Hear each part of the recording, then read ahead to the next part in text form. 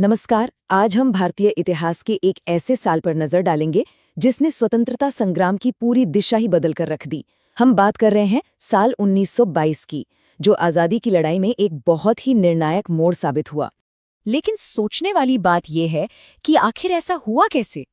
कैसे सिर्फ एक हिंसक घटना ने पूरे देश में चल रहे एक बड़े आंदोलन पर अचानक ब्रेक लगा दिया? चलिए इसका जवाब ढूंढते हैं 1922 की घटनाओं में। कहानी को समझने के लिए हमें साल की शुरुआत में चलना होगा। उस वक्त असहयोग आंदोलन अपने चरम पर था और एक नए बड़े कदम की तैयारी हो रही थी। तो जनवरी 1922 में महात्मा गांधी गुजरात के बारडोली तालुका पहुंचे। अब ये कोई आम दौरा नहीं था, इसका एक बहुत बड़ा उद्देश्य था आंदोलन के अगले चरण की तैयारी करना, जो था करों का भुगतान करने से इनकार, यानी कि सविनय अवज्ञा की शुरुआत। लेकिन जो बड़ी घटना होने वाली थी, उससे ठीक 2 दिन पहले यानी 2 फरवरी 1922 को एक और विरोध प्रदर्शन हुआ। असहयोग आंदोलन के स्वयंसेवकों ने एक सेवानिवृत्ति सैनिक भगवान अहीर के नेतृत्व में गौरी बाजार में महंगाई और शराब की बिक्री के खिलाफ आवाज उठाई। इससे पता चलता है कि जमीनी स्तर पर गुस्सा कितना बढ़ चुका था। और इसी माहौल में वो घटना घटी जिसने इतिहास का रुख ही मोड़ दिया, चौरी चौरा कांड। तो आखिर क्या था ये चौरी चौरा कांड? तारीख थी 4 फरवरी 1922। जगह थी चौरी चौरा, जो गोरखपुर जिले में है और उस समय संयुक्त प्रांत का हिस्सा था, यानी आज का उत्तर प्रदेश। हुआ ये कि प्रदर्शनकारियों पर पुलिस ने फायरिंग कर दी और इसके विरोध में गुस्साई भीड़ ने एक पुलिस स्टेशन में ही आग लगा दी। इस हिंसा की कीमत बहुत बड़ी थी।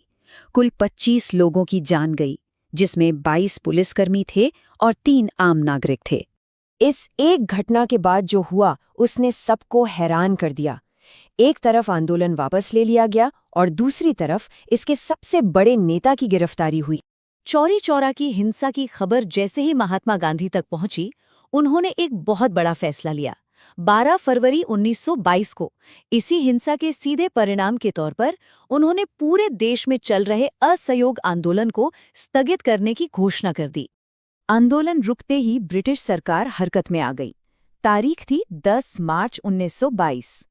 अहमदाबाद के पुलिस अधीक्षक डैनियल हीली साबरमती आश्रम पहुंचे और महात्मा गांधी को गिरफ्तार कर लिया। उनके साथ साथ यंग इंडिया के प्रकाशक शंकरलालजी बैंकर को भी गिरफ्तार किया गया। और आरोप क्या था?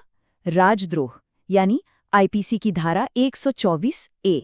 इसके बाद 18 मार्च 1922 को शुरू हुआ ऐतिहासिक मुकदमा, जिसे द ग्रेट ट्रायल के नाम से जाना जाता है।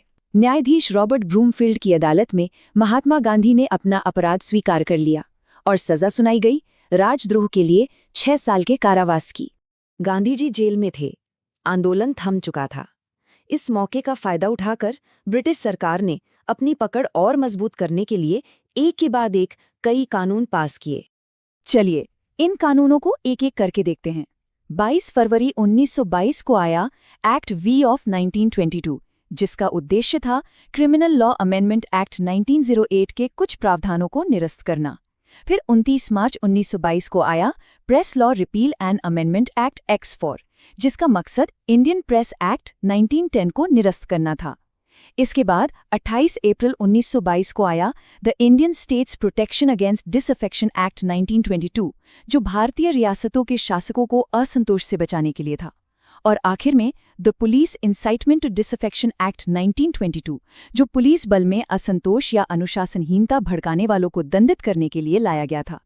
आंदोलन का एक रास्ता बंद होने के बाद कांग्रेस के अंदर ही एक नई बहस ने जन्म लिया, और ये बहस साल के अंत में हुए गया अधिवेशन में खुलकर सामने आई।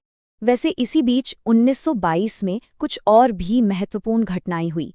मई 1922 में रविंद्रनाथ टैगोर द्वारा 1921 में स्थापित विश्व भारती को विश्व भारती सोसाइटी के नाम से एक संगठन के रूप में पंजीकृत किया गया। और 25 अक्टूबर 1922 को अकाली आंदोलन यानी गुरुद्वारा सुधार आंदोलन के दौरान अकाली स्वयंसेवकों के एक जत्थे ने गुरु का बाग की ओर मार्च किया। तो वापस आते हैं कांग्रेस पर। दिसंबर 1922 में भारतीय राष्ट्रीय कांग्रेस का वार्षिक अधिवेशन बिहार के गया में हुआ और इसकी अध्यक्षता कर रहे थे देशबंधु चित्तरंजन दास यानी CR दास। यहीं पर कांग्रेस में एक बड़ी वैचारिक बहस हुई।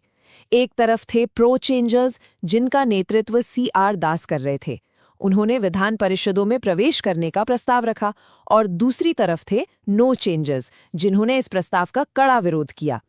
इस बहस का नतीजा ये हुआ कि प्रो चेंजर्स का प्रस्ताव हार गया।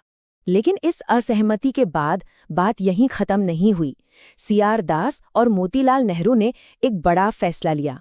उन्होंने स्वराज पार्टी बनाने का निर्णय किया, जिसका गठन ठीक अगले दिन यानी 1 जनवरी 1923 को हुआ।